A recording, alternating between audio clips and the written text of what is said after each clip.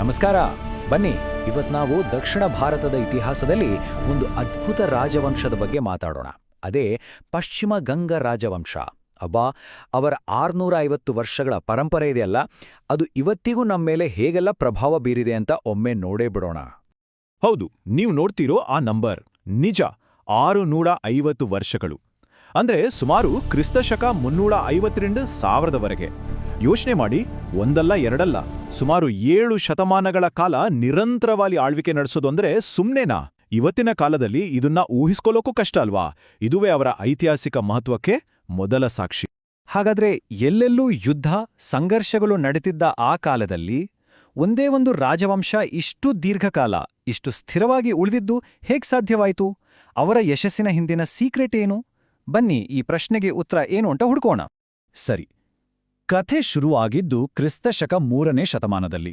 ಆಗ ದಕ್ಷಿಣ ಭಾರತವನ್ನ ಆಳುತ್ತಿದ್ದ ಶಾತವಾಹನ ಸಾಮ್ರಾಜ್ಯ ಪತನವಾಗಿ ಒಂದು ದೊಡ್ಡ ರಾಜಕೀಯ ಶೂನ್ಯ, ಅಂದ್ರೆ ಒಂದು ಪವರ್ ವ್ಯಾಕ್ಯೂಮ್ ಸೃಷ್ಟಿಯಾಗಿತ್ತು.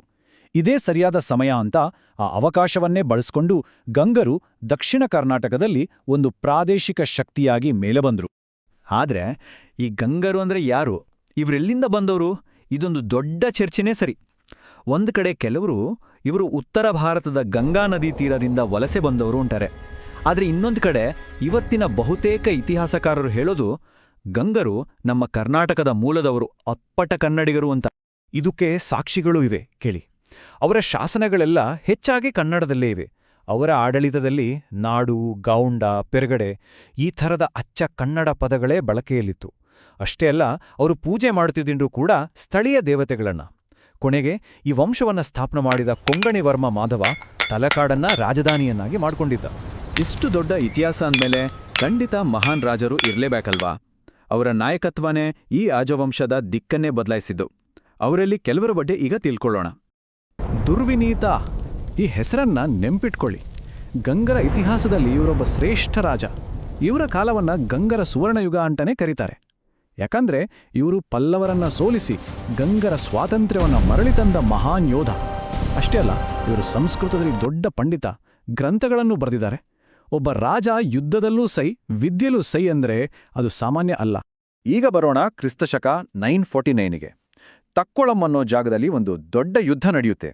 ಇದು ಗಂಗರ ಇತಿಹಾಸವನ್ನೇ ಬದಲಾಯಿಸಿದ ಯುದ್ಧ. ಗಂಗರಾಜ 2ನೇ ಬುತುಗ ರಾಷ್ಟ್ರಕೂಟ ಜೊತೆ ಮೈತ್ರಿ ಮಾಡ್ಕೊಳ್ತಾನೆ. ಇಬ್ರು ಸೇರಿ ಚೋಳರು ಬಲಿಷ್ಠ ಸೈನ್ಯವನ್ನ ಎದುರಿಸ್ತಾರೆ. ಕೊನೆಗೆ ಬುತುಗನೆ ಚೋಳರಾಜ ಪರಾಂತಕನನ್ನ ಸೋಲಿಸಿ ಕೊಂದು ಹಾಕ್ತಾನೆ. ಈ ಒಂದೇ ಒಂದು ಗೆಲುವು ಗಂಗರ ಕೀರ್ತಿಯನ್ನ ಇಡೀ ದಕ್ಷಿಣ ಭಾರತಕ್ಕೆ ಹಬ್ಬಿಸ್ಬಿಡುತ್ತೆ.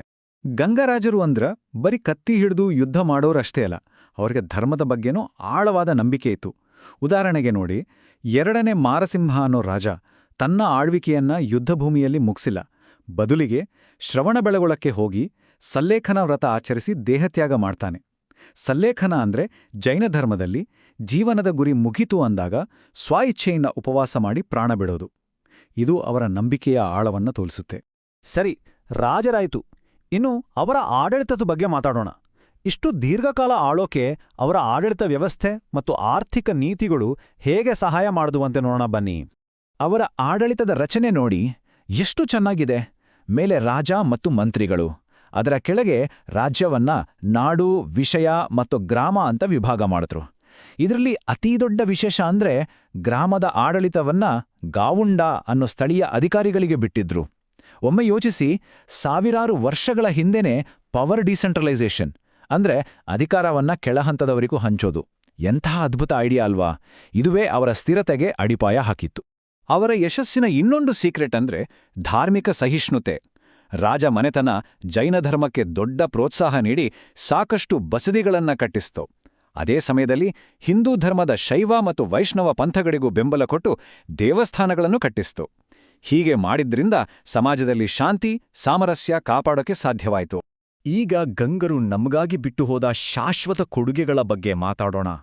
ಕಲ್ಲಿನಲ್ಲೂ ಅಕ್ಷರದಲ್ಲೂ ಅವರು ತಮ್ಮ ಹೆಜ್ಜೆ ಗುರುತನ್ನ ಹೇಗೆ ಬಿಟ್ಟು ಹೋದ್ರು ಅಂತ ನೋಡೋಣ. 57. ಜಸ್ಟ್ ಈ ನಂಬರ್ ನೆನಪಲ್ಲಿಡಿ. ಗಂಗರ ಕಾಲದ ಅತ್ಯಂತ ಪ್ರಸಿದ್ಧ ಕಲಾಕೃತಿಯ ಎತ್ತರ ಇದು. ಏನಿದು ಅಂತ ಯೋಚಿಸ್ತಿದ್ದೀರಾ? ಅಷ್ಟೇ ಅಲ್ಲ, ಈ 57 ಅಡಿಯ ಕಲಾಕೃತಿ ಒಂದೇ ಒಂದು ಬೃಹತ್ ಬಂಡೆಯಿಂದ ಕೆತ್ತಿರೋದು. ಎಸ್, ನಾವು ಮಾತಾಡ್ತಿರೋದು ನಮ್ಮೆಲ್ಲರ ಹೆಮ್ಮೆಯ ಶ್ರವಣಬೆಳಗೊಳದ ಗೊಮ್ಮಟೇಶ್ವರನ ಬಗ್ಗೆ. ಜೈನ ತೀರ್ಥಂಕರ ಬಾಹುಬಲಿಯ ಈ ಏಕಶಿಲಾ ಪ್ರತಿಮೆಯನ್ನ ಗಂಗರ ಮಂತ್ರಿ ಹಾಗೂ ದಂಡನಾಯಕನಾಗಿದ್ದ ಚಾವುಂಡರಾಯ ನಿರ್ಮಿಸಿದ್ದು. ಇದು ವಿಶ್ವಶಿಲ್ಪಕಲೆಯಲ್ಲೇ ಒಂದು ಅದ್ಭುತ ಮತ್ತು ಇಂದು ಇದು ವಿಶ್ವ ಸಾಂಸ್ಕೃತಿಕ ಪರಂಪರೆಯ ಒಂದು ಭಾಗ. ಇನ್ನು ಭಾಷೆ ವಿಚಾರಕ್ಕೆ ಬಂದ್ರೆ ಇಲ್ಲಿ ಗಂಗರ ಕೊಡುಗೆ ಅಪಾರ. ಇವತ್ತು ನಾವು ಕನ್ನಡದಲ್ಲಿ ಮಾತಾಡ್ತೀವಿ, ಬರಿತೀವಿ, ಆದರೆ ನಮ್ಮ ಕನ್ನಡವನ್ನ ಕೇವಲ ಆಡು ಮಾತಾಗಿ ಉಳಿಸದೆ ಆಡಳಿತದ ಭಾಷೆಯಾಗಿ ಮೊದಲು ಬಳಸಿದ ಕೀರ್ತಿ ಗಂಗರದು. ಅವರ ಸಾವಿರಾರು ಕಲ್ಲಿನ ಶಾಸನಗಳೇ ಇದಕ್ಕೆ ಸಾಕ್ಷಿ. ಯಾವುದೇ ಸಾಮ್ರಾಜ್ಯ ಶಾಶ್ವತ ಅಲ್ಲ ಅಲ್ವಾ? ಹಾಗಾದ್ರೆ ಇಷ್ಟೆಲ್ಲ ಸಾಧಿಸಿದ ಗಂಗರ ಯುಗ ಅಂತ್ಯವಾಗಿದ್ದು ಹೇಗೆ ಮತ್ತು ಅವರು ಬಿಟ್ಟು ಹೋದ ಪರಂಪರೆ ಏನು ಅಂತ ಸಂಕ್ಷಿಪ್ತವಾಗಿ ನೋಡೋಣ. ಕ್ರಿಸ್ತಶಕ 1000 ಹೊತ್ತಿಗೆ ಚೋಳರು ತುಂಬನೇ ಪ್ರಬಲರಾಗ್ತಿದ್ರು. ಅವರು ಗಂಗರ ರಾಜ್ಯದ ಮೇಲೆ ಒಂದರ ಹಿಂದೆ ಒಂದರಂತೆ ಆಕ್ರಮಣ ಮಾಡ್ತಾ ಹೋದ್ರು. ಅದಾಗ್ಲೇ ಶತಮಾನಗಳ ಕಾಲದ ಯುದ್ಧಗಳಿಂದ ಮತ್ತು ರಾಷ್ಟ್ರಕೂಟರ ಸಮಂತರಾಗಿದ್ದರಿಂದ ಗಂಗರ ಶಕ್ತಿ ಸ್ವಲ್ಪ ಮಟ್ಟಿಗೆ ಕುಂದಿತ್ತು. ಕೊನೆಗೆ ಚೋಳರ ನಿರಂತರ ದಾಳಿಗೆ ಗಂಗರ ಆಳ್ವಿಕೆ ಕೊನೆಗೊಳ್ಳುತ್ತೆ. ಹಾಗಾದ್ರೆ ಗಂಗರಿಂದ ನಾವು ನೆನಪಿಡಬೇಕಾದ ಮುಖ್ಯ ಅಂಶಗಳೇನು? 1. ಅವರು ದಕ್ಷಿಣ ಕರ್ನಾಟಕದ ಮೊದಲ ಸಾರ್ವಭೌಮ ರಾಜವಂಶ. 2. ಕನ್ನಡವನ್ನ ಆಡಳಿತ ಭಾಷೆಯನ್ನಾಗಿ ಮಾಡಿದವರು. 3. ಜೈನ ಧರ್ಮವನ್ನ ಉಳಿಸಿ ಬೆಳೆಸಿ ಗೊಮ್ಮಟೇಶ್ವರನಂತಹ ವಿಶ್ವಖ್ಯಾತ ಕಲಾಕೃತಿಯನ್ನ ಕೊಟ್ಟವರು. ಮತ್ತು 4. ವಿಕೇಂದ್ರೀಕೃತ ಆಡಳಿತದ ಒಂದು ಯಶಸ್ವಿ ಮಾದರಿಯನ್ನ ರೂಪಿಸಿದವರು. ಹಾಗಾದ್ರೆ 1000 ವರ್ಷಗಳ ಹಿಂದಿನ ಈ ರಾಜವಂಶದಿಂದ ನಾವಿವತ್ತು ಕಲಿಯೋದೇನಿದೆ? ಶಾಶ್ವತವಾದ ಪರಂಪರೆಯನ್ನ ಕಟ್ಟೋದು ಅಂದ್ರೆ ಏನು? ಬಹುಶಃ ಸ್ಥಳೀಯ ಆಡಳಿತಕ್ಕೆ ಶಕ್ತಿ ನೀಡುವುದು, ಬೇರೆ ಬೇರೆ ಧರ್ಮ ಸಂಸ್ಕೃತಿಗಳನ್ನ ಗೌರವಿಸೋದು ಮತ್ತು ನಮ್ಮ ಭಾಷೆಯನ್ನ ಬೆಳೆಸೋದು. ಈ ಪಾಠಗಳು ಇವತ್ತಿಗೂ ಅಷ್ಟೇ ಮುಖ್ಯ ಅಲ್ವಾ? ಇದರ ಬಗ್ಗೆ ಯೋಚಿಸಿ. ಇನ್ನೂ ಈ ತರಹ ಹೆಚ್ಚು ವಿಡಿಯೋಗಾಗಿ ನಮ್ಮ ಚಾನೆಲ್ ಸಬ್ಸ್ಕ್ರೈಬ್ ಮಾಡ್ಕೊಳ್ಳಿ. ಹಾಗೆ ನಿಮ್ಮ ಅನಿಸಿಕೆನ ಕೆಳಗಡೆ ಕಮೆಂಟ್ ಮಾಡಿ. ಹೌದು. ಸಿಗೋಣ ಮುಂದಿನ ವಿಡಿಯೋದಲ್ಲಿ. ನಮಸ್ಕಾರ.